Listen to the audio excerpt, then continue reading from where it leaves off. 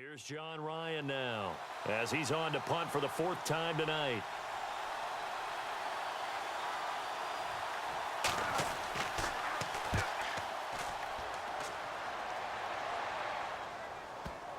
And that will hit and continue on out of bounds.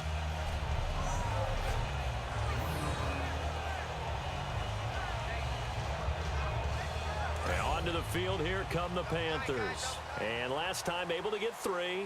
It's not what they wanted. They wanted 6, but they got at least something. They mustered something out of the drive. They'll take it. I like the way you've described it. Not ideal, but they'll take it. Anything to put some points on the board. But this time on offense, they don't even want to see the field goal kicker trot on the field. They want that ball in the end zone. Yeah, they'll be going for 6. See if they stay on the ground for second down. They'll come out in the pistol. They will run again with Coleman. And for one of the first times tonight, he's going to be held up at the line of scrimmage. And they'll lose a yard that time, and that's going to lead to a third down. From our vantage point, that was just one bad play by the offensive line in a series of really good ones tonight. But I know that they're going to be really ticked off. It's a lot like a baseball pitcher losing a no-hitter late in the game.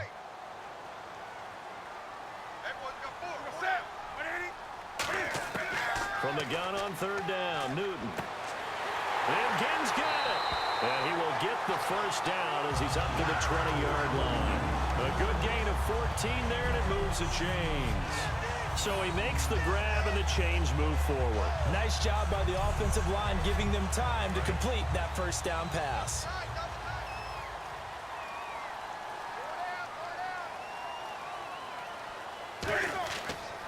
Here's Coleman. And a short gain there as he'll get it up only to about the 24. It's a pickup of 4, and it'll bring up second down. Not a run that you're going to write home about, but still a good first down run. That's what an offense calls staying on schedule. 3 to 4 yards on first down, you're set up very well for the rest of the drive. Here's Newton now on second down. He's going to leave this for his running back. It's complete. And this one will go to the 28-yard line. 4 yards on the pickup, and just like that, it's third down. Everyone's got to be able to catch the football. Doesn't matter what position you play, but if you're on offense, be aware a ball may come your way. The catch made over the middle by Ginn. And he's going to get to the 31, enough for the first down. And that's understanding where the markers are, because it's not just running to them. Because on the catch, you can actually be pushed back before the first down.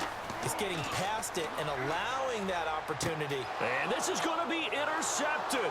A great read, and it's picked off. And his guys are going to take over at the 31-yard line. So how about that for a momentum switch?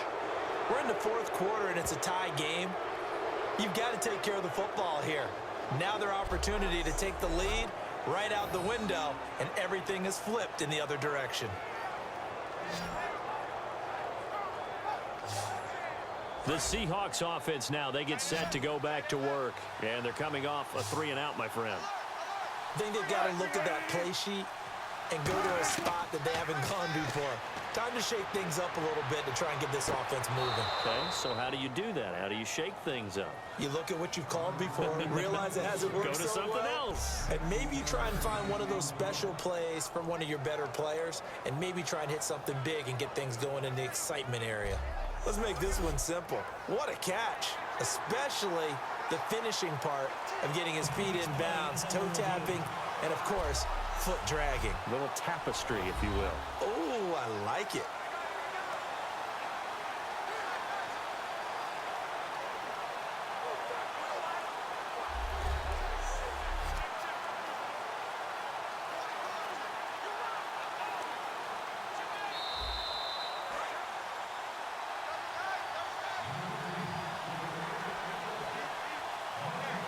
Well, he challenged the play. It did not pay off.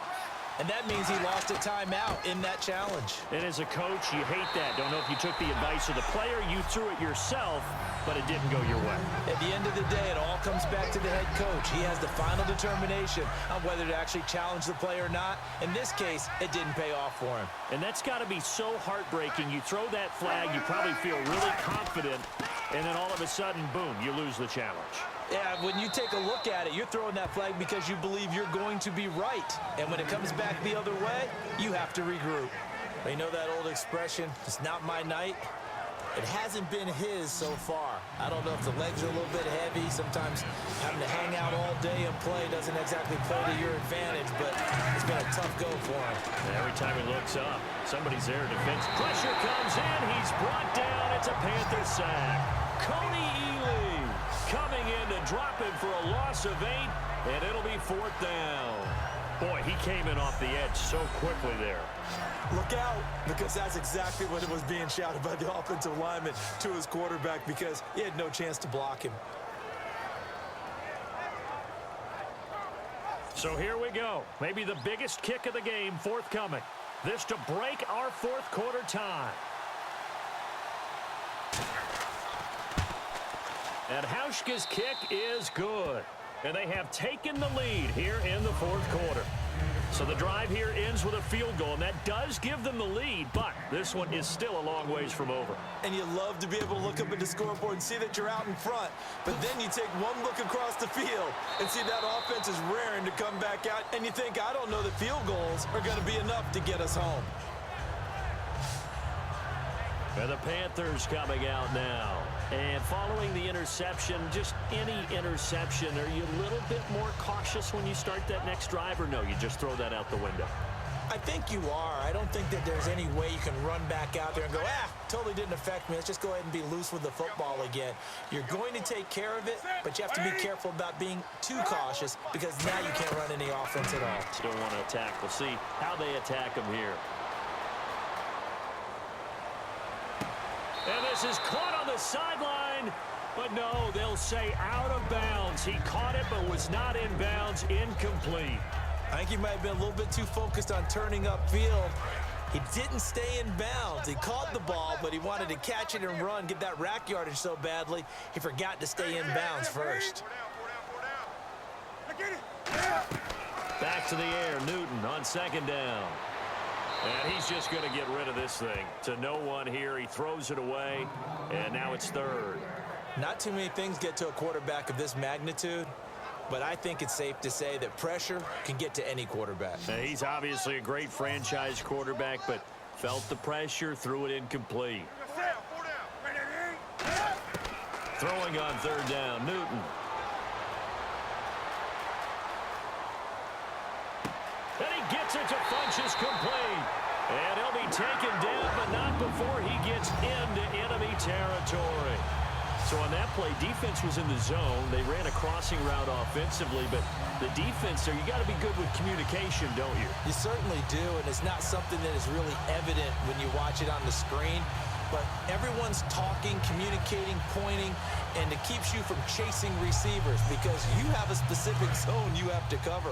When a receiver's in your zone and he crosses to another one, you got to let your guy know. They got a completion there, but I like the discipline they showed to stay in their proper areas and then make the tackle. Johnson with a completion over the middle. And he gets this inside the 35-yard line. Well, clearly one of his advantages as a passer is his height, sit back in the pocket, fired over the middle. That makes things tougher defensively, doesn't it? It really does, because your goal is to move the quarterback off his initial spot when he gets his drop back completed. But when you have that type of height, he can stay in there. If he's willing to take the hits and just fire over the top, which saves him time and actually completes a play a little bit quicker than it normally does for a quarterback that has to slide and find open space to throw. Partner, it's a lot of fun watching the NFL now, isn't it? Because when the big fella runs routes, it used to be when we were kids, he'd run about 3 different routes, and that was it. Now you can run anything and catch the balls we just saw there. Time for a break. We'll come back for the electrifying conclusion after this.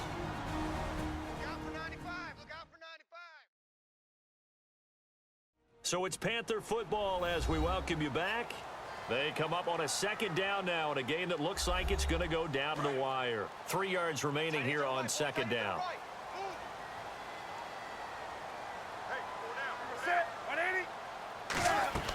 Throwing again is Newton. On the screen, this is Coleman. And he'll get it down this time to the 17. It's an 8-yard pickup and leads to a new set of downs. And the offense moving quickly to the line. He'll look to throw. Just a 1-yard pickup on the play, and that'll make it second down. There we go. Nice play, baby. Tight left, tight left. Four down. Alert. Set. Here's the option going right. Stepping up, he's going to keep it. Just a couple on the ground there, and that's going to bring up third and about 6. Defense thinking pass. They've got the nickel set out on 3rd and 6.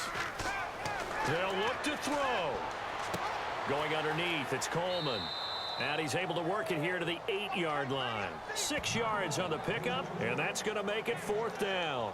So much about offense is what you call hidden yardage. You know, you throw the ball to someone, they catch it, and then they can make a big play. You know, they create a play, run after catch. They did a really nice job there of limiting that and keeping him from a first down. Yeah, stopped him in his tracks. And Gano's kick is right through. And that will tie this game here in the final minute of play. So now then, it's a big kick there to get this game back to even. Now the worry is, did you leave too much time on the clock? Because another field goal could still do you in. Brandon, we're going to see right here. I would expect that after the kickoff, this offense is going to come out throwing. So those first few plays are going to be the key. Tyler Lockett now with a return. Oh, a nifty juke there. Not much fun for a guy trying to tackle it.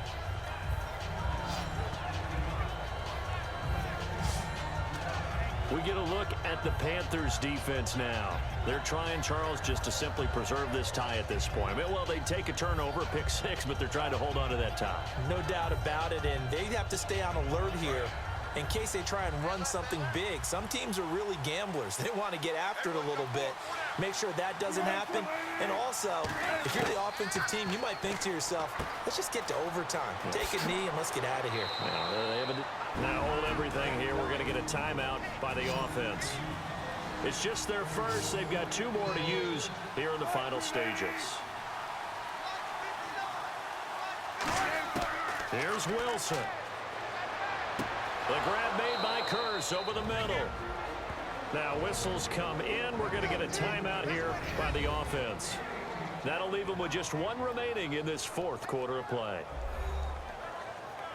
So the offensive unit called the TO, and now we are ready to resume play. They come up in an offset eye. First down, this is Rawls. And the big boys up front, they're going to stop him right at the line. Just a yard on the first down carry, so it's 2nd and 9. Well, so many times we look at a short run and we praise the offense for trying to set the tempo and establish things, but the defensive guys, hey, they just... The Panthers are going to take another timeout. And as the 2 teams talk it over on their respective sidelines, we take a break. So it's all going to come down to Stephen Hauschka. This from 55 yards out.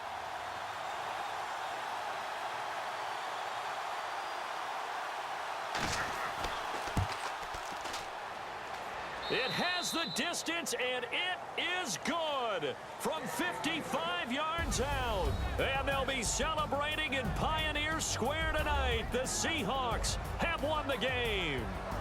And just a heck of a final drive that you and I just got to witness. We got to see calm, cool, and collected in action, didn't we?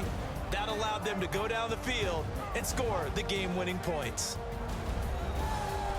So for the Seahawks, they move back over 503-2 now on the year.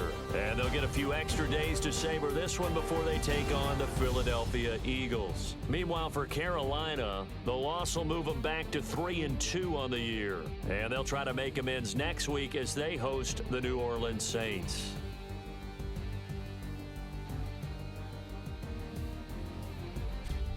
So that's a wrap. For Charles Davis, I'm Brandon Gaudin. And this has been a presentation of the NFL on EA Sports. For more, check us out at easports.com. From Charlotte, good night, everybody.